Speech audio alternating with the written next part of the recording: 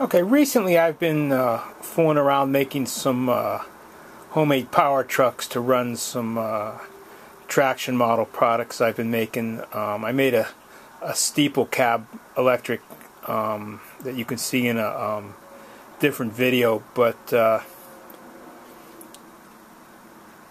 although it ran well, it was a little bit underpowered, and I bought this bigger Pitman motor to I was going to put it in that train because it's got a lot more power, but it wasn't going to fit well. So what I did is I made a different design power truck, and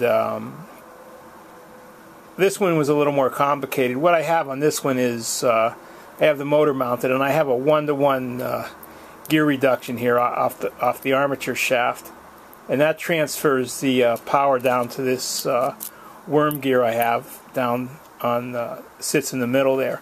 And also what I did on this one here is, instead of the rubber band drive I had to the second set of wheels in the truck, I have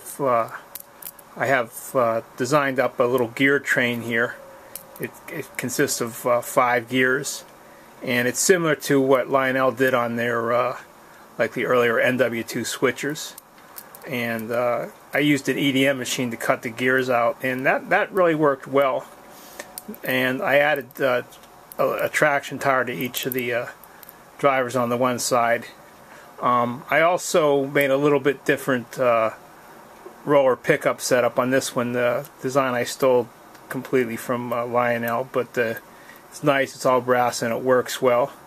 So in a couple minutes I'll send this around the layout, and you can see how it runs.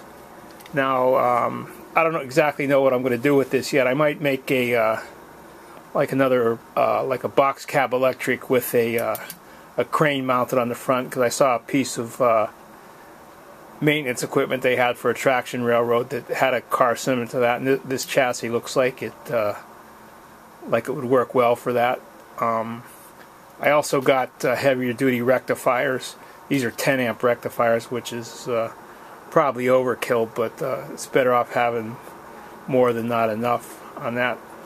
And what I'm going to do with that the steeple cab I made, I'm going to take the dummy truck on that steeple cab and add another motor to it, so it'll have a twin motored piece, and that'll have more than enough power to pull anything at that point. And when I take that back apart to change the rectifier and whatnot, I'll take the power truck, and it won't be a lot of trouble to convert that. So in a couple seconds here, I'll send this around the layout, and you can get an idea how it runs. Okay, I stuck this chassis on the track here now, and it's I'll send it around the track. I've got no means to reverse this, so it's basically at this point a one-direction train only. But the nice thing about this, it's got real nice low-speed performance, and it'll just creep nice and smooth. So I was pretty happy with that. That means the gear train is pretty good. So here's how it runs.